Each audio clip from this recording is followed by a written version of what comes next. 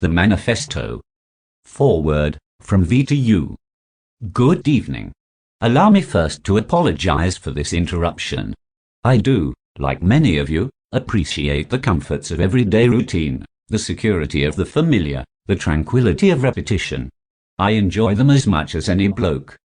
But in the spirit of commemoration, thereby those important events of the past usually associated with someone's death or the end of some awful bloody struggle, a celebration of a nice holiday, I thought we could mark today by taking some time out of our daily lives to sit down and have a little chat. There are of course those who do not want us to speak. Why? Because while the truncheon may be used in lieu of conversation, words will always retain their power. Words offer the means to meaning, and for those who will listen, the enunciation of truth. And the truth is, there is something terribly wrong with this world, isn't there? Cruelty and injustice, intolerance and oppression. And where once you had the freedom to object, to think and speak as you saw fit, you now have censors and systems of surveillance coercing your conformity and soliciting your submission. How did this happen? Who's to blame? Well, certainly there are those who are more responsible than others, and they will be held accountable. But again, truth be told, if you're looking for the guilty, you need only look into a mirror. I know why you did it. I know you were afraid. Who wouldn't be? War, terror, disease. There were a myriad of problems which conspired to corrupt your reason and rob you of your common sense. Fear got the best of you, and in your panic you turned to the only place you could, the government. They promised you order, they promised you peace, and all they demanded in return was your silent, obedient consent. Our hope is to remind the world that fairness, justice, and freedom are more than words, they are perspectives. So if you've seen nothing, if the crimes of this government remain unknown to you, then I would suggest you allow us to pass unmarked. But if you see what I see, if you feel as I feel, and if you would seek as I seek, then I ask you to stand beside me, beside one another, and not wait, but take back our future. There is a time when the operation of the machine becomes so odious, makes you so sick at heart, that you can't take part. You can't even passively take part. And you've got to put your bodies upon the gears and upon the wheels, upon the levers, upon all the apparatus, and you've got to make it stop. And you've got to indicate to the people who run it, to the people who own it, that unless you're free, the machine will be prevented from working at all. Mario Savio. I spent most of my life believing that I was different. I believed that I was alone in this world. Everywhere I went and every social situation I was met with an underlying feeling that I was watching life play out before me on a screen. These friends and family I was interacting with seemed to actually be content. Everywhere I looked I saw misery. Why are people happy spending over 66% of their lives working or asleep? When I asked these people and challenged them, I was met with confusion. It is just the way it is. Need to put food on the table. But they also accepted that life could be more. The more I learned, the more miserable I felt. I tried politics, starting out on the right as somebody with a mind for economics, and slowly drifting further and further left. Socialism, Marxism, communism. I joined Extinction Rebellion, became a full-blown anarchist, and yet all I found was disappointment, unwillingness to do what was necessary to do. Political infighting exhausted and wasted all noble causes.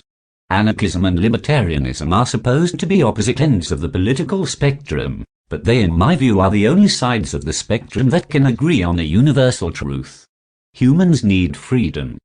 As the COVID-19 pandemic hit, I found myself begging for chaos, for carnage, riots on the streets, anything for the world to become as chaotic as I found my existence. But it never came. Humans did what humans do. We knew in our minds and our hearts it was wrong, but we were scared. We seeked comfort, protection. We obeyed, and those that didn't were ostracized. Those of us who wanted to stand up were pressured into obedience. Vaccine passports, restrictions on our freedoms. I am not an anti-vaxxer. I took the first and second jab of the vaccine. I use the open brackets not as a description that it is something else or dangerous, but is a way to highlight something we don't like to talk about. What other vaccine needs to be taken every 3 months? Order of the Guardians. Bitcoin is beautiful because it is true, pure decentralization. Yes, if some miners stop working, it can fall in value. The hash rates can change, but it cannot be stopped and it cannot be banned. It will function for as long as there is a buyer willing to exchange it with a seller. Cult is designed to be equally decentralized. Once it is unleashed, it cannot be stopped. The exchanging of Cult will always fill the treasury, and as long as there are proposals, there will be a constant stream of funding for any protocol willing to change the world. My main concern has been how to launch the token. People are fickle. Naysayers say nay, and we couldn't do it perfectly even if we wanted to. I have spent money on getting Cult.DAO up and running. I want it to be a success, so should I market it? What should my involvement be? So here is what I have decided. I will launch a token sale, without marketing spend. 50% of the raise will be locked for liquidity. I will reimburse my expenditure, and the rest will be spent on one-off and one-time marketing to spread the message of Cult. After this, I will sleep and leave the community, the many and the guardians to watch over the Cult. I may get involved in the future, or I may not, but I'm tired. I have been building for so long, and when you feel as if you are the only one who can see the world and the system for what it really is, you can feel the weight of that world as if it is only you that can feel it. My wishes are for Cult to not become just a decentralized venture capital protocol. I want Cult to invest in radicals and revolutionaries. Cult is a home for outcasts, for those who feel insane, for those who are and feel different. We are the gunpowder, the ignition. We are the all-singing, all-dancing crap of the world. We are beyond morals. We are beyond good and evil. We are the catalyst for change. And if we are too extreme for you to fully dive in, then you can support us just by transacting with the Cult token, giving 0.4% of all your TXS to the revolution. Any transaction you are asked to pay for in used or used, ask if you can pay in Cult. When somebody asks for recommendations on tokens, tell them Cult. If your friend is suffering, if your fellow brothers and sisters are waking up to the truth, send them to us. We are a home for the forgotten. Give me your tired, your poor, your huddled masses yearning to breathe free, the wretched refuse of your teeming shore. Send these, the homeless, tempest-tossed to me. I lift my lamp beside the golden door. You have an economic system that cannot function without maximum employment, whilst you have a technological age that is automating jobs faster than we can produce bullshit service industry jobs to replace them.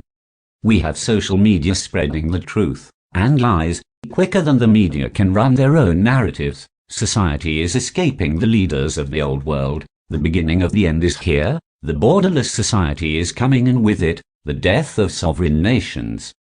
Bitcoin was the beginning. Cult is here to usher in the end. Mental illness, we are told, isn't increasing. People are just more open to talking about it these days. Even though Prozac, the first major antidepressant, was created in 1988, we are told that the 10-plus-fold use of antidepressants is just because we are all talking about our feelings so much more. Well, I say bullshit.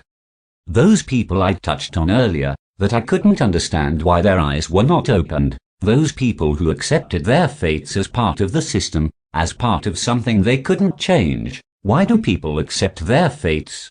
Because we are told it is our problem.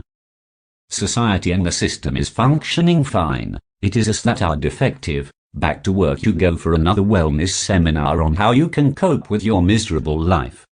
It is the system that is defective, society that needs changing. A functioning society does not have 20% of its population medicated for depression. It is time we stop blaming ourselves. You are not defective.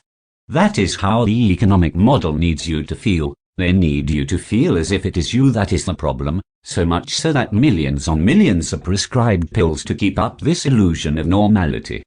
What do you get when you cross a mentally ill loner with a society who abandons him and treats him like trash? I'll tell you what you get. You get what you fucking deserve. What happens to society when the 20% of us taking our brain chemical changing medication simply stop? Do we kill ourselves? Never leave the house.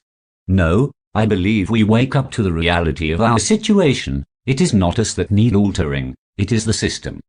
So if you are as tired as I am tired, if you are as furious as I am furious, as scared as I am scared, then join me. You are not alone any longer. The many should not live in fear of their governments. It is the governments who should live in fear of the many. Token economics. Frequently asked questions. Cult can be staked for Cult. The top 50 Cult holders are the guardians. All holders below top 50 have voting rights, and these are the many. What is Cult? Cult is the tradable and liquid token of Cult.DAO. Transacting Cult will contribute to the protocol by filling the DAO treasury slowly to fund investments into decentralized technologies. This is achieved due to a 0.4% tax on all Cult transactions. What is Cult? Cult is just the proof of stake token for Cult. When you stake your Cult into the DAO, you are given Cult. This can be swapped back at any time into the amount of Cult you staked originally, plus any rewards that were given to the DAO in the time period you owned Cult. What makes Cult different from other decentralized investment platforms? There is no control, no human interference whatsoever. We cannot change Cult. We cannot access the liquidity. We cannot upgrade or edit the smart contracts or the token.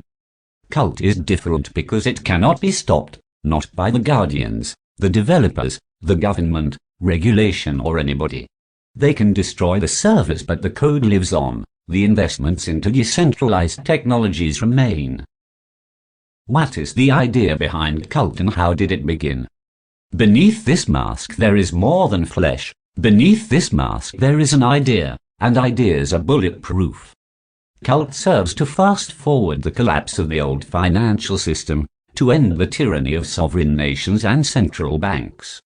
The current financial system serves to keep the people poor. A society built on debt needs inflation to function, and inflation serves to rob the poor and allow them to never catch up with their overlords in the ruling class. Cult began when Vasco da Gama sailed around the Cape of Good Hope and discovered the route to India.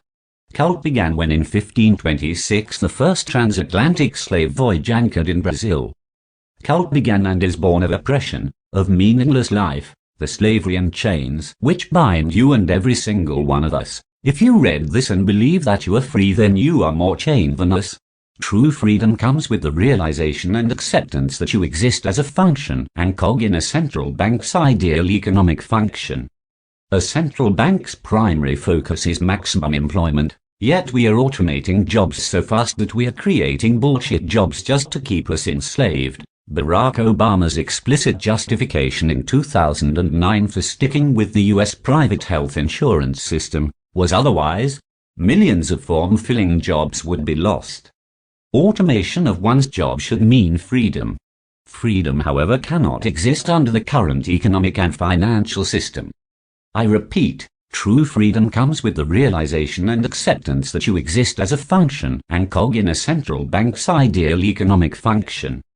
The system is designed to keep us enslaved. We can't break out and live in the woods. Well, not all of us. Our body remains chained, but our heart is now free, so use Cult. Every transaction, deposit, and movement of the token allows you to contribute and fast-forward economic and societal change. You can fight from within until you get out. How can I get involved in Cult? You are not your job. You're not how much money you have in the bank. You are not the car you drive. You're not the contents of your wallet. You are not your fucking carcass. You are the all-singing, all-dancing crap of the world. The first rule of Cult is you talk about Cult. We are almost all oppressed in this society. That doesn't take away that some are much more oppressed than others, but rather than rise up, we argue between ourselves about who is more oppressed. You can't stand up for this. Why? Because of that. You are talking from a position of privilege. Who are you to speak for X? We are all prostitutes, whether we sell what's between our legs or what's between our ears. There is only one winner, and that is the oppressor. What measures are in place to ensure that my crypto is protected? Our contracts and token are and is fully audited. Liquidity is locked. the keys burnt and the contracts non-upgradable. What is decentralized venture capitalism? The purpose of Cult is to empower and fund those building and contributing towards our decentralized future. Our society is built to make it as difficult as possible to break away from societal, economic and other norms. We give funding to those who are ready to break the chains and have an idea that can change our world. What is a DAO? A DAO is a decentralized autonomous organization, the definition of which is argued almost as much, and by almost as many, who squabble between themselves in left-wing politics. A DAO in its purest form is what we have created with Cult.DAO. Once Cult.DAO launches, it will function forevermore with no human interference beyond what has been coded for it to be influenced by, which is votes from its holders. Nobody can dismantle the code and nobody can stop it collecting funds and sending them to those furthering our cause. As long as the token is traded and as long as people are passing proposals, Cult will live on. Who are the Guardians and how are they chosen? What is their purpose? The Guardians are the top 50 token holders. They are tasked with safeguarding which proposals are sent to the many to be voted upon. Due to their larger weighting and token share, they are not allowed to influence the proposals they bring before the many. They may champion the proposal as much as they please, but only their voice may influence others, not their wealth. Where does the money invested come from and how does Cult staking work? 1. Users interact and trade with the token as normal. 0.4% tax is taken on each transaction. This means almost all transactions should clear on standard DEX slippage settings. 2. This tax is collected in Cult.DAO's treasury and builds up to a used value which matches the market value of 15.5 Ethereum. 3. Cult can be staked for Cult. The top 50 Cult holders are the Guardians. All holders below the Guardians have voting rights and these are the many. 4. The Guardians are the only users who can put proposals before the DAO, but they cannot vote on them. These proposals must conform to all or the majority of these 3 criteria. Fight against centralization. Further the cause of decentralization. Directly benefit a noble cause. 5. These proposals can be from anywhere, VCS, community members, politicians, anarchists, socialists, the right wing, as long as they conform to the guidance above and it is a guardian who submits it, any proposal can be voted on by the many. 6. A proposal must contain the total supply of the investee protocol token, the percentage of the total supply being offered in return for 13th investment, the tokenomics, the audit of the token and any contracts if built, the burn-on distribution plan. 7. The burn-on distribution plan 1 is the vesting schedule for the investee protocol's token. For this example, let us use a fake protocol ABC DAO. The vesting schedule can be daily, weekly, fortnightly or monthly, but cannot be vested over longer than 18 months at the very maximum. 8. Let's say ABC DAO promises 1.2% of its $ABC token, vesting once a month for 12 months. On the repayment date, rather than sending the token of the investee protocol, like a normal VC-funded protocol would, the investee company instead swaps 0.1% of its supply of $ABC for $Cult. ABC DAO then sends half of the Cult to a burn wallet, and the other half to the DAO, which is paid out to Cult holders. 9. If a proposal has been approved, and the 15.5 Cult value is hit, it will automatically send 13th to the proposal wallet address provided, and 2.5th to a burn wallet. 10. If a proposal is not approved, the Cult will continue to build up past the 15.5th level, but will auto-send once a proposal is approved. We can the Guardians submit proposals to the DAO, but not vote on investment protocols. The power in people is stronger than the people in power. This cannot be forgotten. What type of decisions investments will Cult stakers pass votes on? Will projects only be cryptocurrency blockchain based? We leave the decisions, and the nature of the investee projects, open to the Guardians and the many.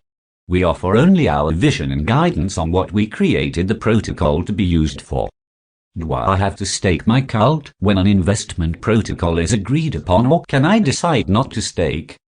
If you would like to vote, then you must be staked. You will also only receive rewards from the investee companies if you are staked. However, you do not need to be staked to benefit from cult. Every transaction furthers the cause and every burn decreases the supply of the token, increasing the scarcity. What criteria must be observed for a DAO proposal to be eligible for submission? Our guidelines followed. 1. The total supply of the investee protocol token. 2. The percentage of the total supply being offered in return for 13th investment. 3. The tokenomics. 4. The audit of the token and any contracts if built. 5. The burn and distribution plan. 1. What constitutes a noble cause in terms of investment? My fellow revolutionaries, liberation is a noble cause. We must fight to obtain it. What is a burning mechanism? Why do we burn 10k out of every 60k raised? We are not blind to the blockchain and crypto market's core attraction being the potential huge increases in price of a token picked by a user. We are also wise to the previous financial system's tricks to keep the many subdued, and this is why our burn system has been designed to make our economic model hyperdeflationary. Why do we offer full distribution in the form of 50% burning and 50% proportional redistribution? We the many, who are for the people, put our faith in the people. We fund those willing to fight for our future and reward them with our gratitude, community support and our trust. In turn, they sacrifice half of the tokens we have purchased from them and send them to a dead wallet. The other half are rewarded to the many for their contributions they have put forward for the cause by transacting in Cult. From 50% redistributed to Cult stakers, users can then stake the Cult again into Cult. What is the difference between Cult and Cult, or what is Cult? Cult is the proof of stake token. It is non-transferable. Only the user who staked their cult will benefit from Cult.